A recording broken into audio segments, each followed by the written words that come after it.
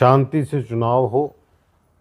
मैं तो एक ही बात चाहता हूँ, कांग्रेस पार्टी बहुमत के साथ, पूरे बहुमत के साथ 80 सीटें लेकर हरियाणा में सरकार बनाने जा रही है। 5 तारीख को पोलिंग होगी, 8 तारीख को गिनती होगी और 12 या 14 तारीख के बीच कभी भी कांग्रेस की सरकार बनेगी। आज पूरी तरह से भाजपा बुखला चुकी है और भाजपा के अलावा जो भी गठजोड़ किए बैठे हैं, जिनका ये भी नहीं पता ऊपर से क्या है, बीच में से क्या है, हलोपो क्या है, एनएलओ क्या है, बीएसपी कहाँ है, सारा धुंधला पड़ता है। अंदर खाने क्या खिचड़ी पक रही है किसी को नहीं पता। आप सभी जानते हैं, अभय सिंह चौटाला किसान नेता अपने आप को कहते हैं और उन्होंने पिछला 22 इलेक्शन था वो भी इसी मुद्दे पर लड़ा के मैंने रिज़ाइन दिया है किसानों के लिए। आज आपने देखा होगा, कल एक प्रेस कॉन्फ्रेंस थी कांडा जी की, उसमें फोटो में भी थी। भाजपा के जितने भी बड़े चेहरे हैं वो सारे मंच पर थे और अभय सिंह चौटाला कहते हैं कि नहीं, उनका भाजपा को समर्थन नहीं है, भाजपा का वो समर्थन नहीं ले रहे। तो और ये क्या है, ये क्या ड्रामा है? दोनों बताए तो सही, कांडा भी बताए और वो भी बताए। जनता को गुमराह ना करें। ये नहीं कि सुबह तो पटका डालें, शहर में आ जाए तो भाजपा का और गांव में जाए तो एनएलओ का। गुमराह करने, जनता को सही बताएं अंदर से मसला क्या है, किधर जाना चाहते हैं। इसलिए मैं तो एक ही बात कहूँगा, सोच समझ के वोट डालें।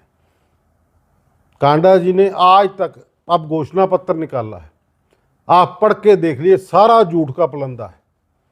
पिछली बार जो इन्होंने बातें कही थी कि मैं हॉस्पिटल बनाऊंगा, नहरें लेके आऊंगा, फिल्म सिटी बनाऊंगा, यहाँ क्या याद था कि नहीं, क्या था, फिल्म सिटी बनाऊंगा, उद्योग लगाऊंगा। इनके रोज इस शासन में 1000 उद्योग बंद हुआ है सिरसा के अंदर। लगाना तो क्या है इन्होंने। सारे शहर के अंदर किस तरह से गंदा पानी सीवरेज का मिक्स होकर पीने के पानी में आ रहा है, किस तरह से कमेटी को लूटा गया, बहुत बड़ा स्कैंडल है। और तो और ये तो जो है ना डस्टबिन, वो भी खा गए, बाकी तो छोड़ने क्या था आपके सामने। अगर आपका मकान आपके नाम सही नहीं चढ़ा, उसको चढ़ाने के भी पैसे लगते हैं। अगर एनओसी लेने जाओ तो लाखों रुपया रिश्वत मांगी जाती है। और अगर ये दोबारा जीत गया तो ये समझ लो, ये कमेटी वाले शहर बेचकर खा जाएंगे। ये इन सब चीज़ों को देखना है। आज एक एक मोहल्ले में 50-50 कैंसर के पेशेंट हैं और जब भी डायरिया फैलता है, सैकड़ों बच्चे चले जाते हैं, उसकी वजह से गुजर जाते हैं। उनका कौन जिम्मेवार है, कौन जवाब देगा उसका? सिर्फ पैसे से और नशा बांटने से वोट लेकर सिरसा की जनता इनको जिताने वाली नहीं है। मैं आपको एक चीज बताना चाहता हूं, ये सिर्फ धर्म की आड़ में जो है चुनाव लड़ना चाहते हैं। तारा बाबा जी कुटिया में बिल्कुल शोर नहीं करने देते, उनको खलल पड़ता था उनकी तपस्या में, और ये लोग, इन्होंने कुटिया को राजनीतिक अड्डा बना के छोड़ दिया। आपने कुछ दिन पहले देखा होगा कि एनएलओ की बैठक इनके साथ जो हुई गठजोड़ की, कुटिया के स्टेज पे हुई है। वो आज भगत बहुत जो दिल से दुखी है कि ये क्या हो रहा है कुटिया में। इसलिए कुटिया से दूर रहकर राजनीति करें। आज आपको मैं दिखाता हूं, इन्होंने आज ये सोशल मीडिया पे चल रहा है, सब जगह देख लीजिए कि पंडित प्रदीप जी मिश्रा आ रहे हैं 4 अक्टूबर 2024 सुबह 12 से 2 बजे तारा बाबा कुटिया स्थान। और यह भी आपको पता है धारा 163 लगी हुई है, कोड ऑफ कंडक्ट लगा हुआ है। उसके दौरान ऐसा ये कैसे कर सकते हैं? कैसे प्रशासन ने इन्होंने मंजूरी दे दी? प्रशासन बिल्कुल ध्यान नहीं दे रहा, साथ दे रहा है इसका बिल्कुल ओपन। ये एक सोचने और विचार करने की जरूरत है। मैं हिंदुस्तान के चुनाव आयोग से अपील करता हूं कि सिरसा पर खास तौर पर ध्यान दें।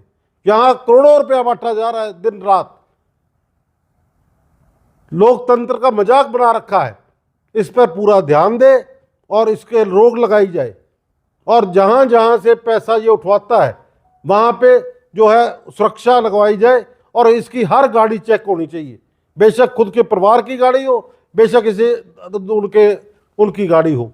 और ऐसे ही गांव के अंदर जो है खुले रूप से पैसा बांटा जा रहा है, बेशक धर्म स्थलों के नाम पर, बेशक खालों के नाम पर। मैं ये नहीं कहता, काम होना चाहिए, पर काम होना चाहिए जब आचार संहिता लगी होती है तो उस पर काम नहीं होना चाहिए। अगर प्रशासन ये करवाएगा तो प्रशासन को उसका खमियाजा भुगतना पड़ेगा।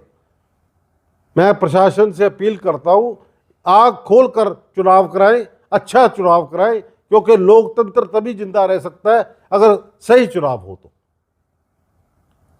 आप खुद देख लीजिए सोशल मीडिया पे आज क्या प्रचार हो रहा है। मेरी शहर की जनता से भी एक ही अपील है कि जो आदमी धर्म के नाम पर राजनीति करते हैं, राम के नाम पर राजनीति करते हैं, वो देख लो देश उनके कैसे तरक्की करेगा। ये सोचकर समझकर अपने मत का प्रयोग करें और अच्छा उम्मीदवार चुने, अच्छा एमएलए चुने जो आपकी सेवा कर सके, आपके सुख दुख में काम आ सके, ना कि नशा और पैसे परोस कर यहां से एमएलए बनकर जाए।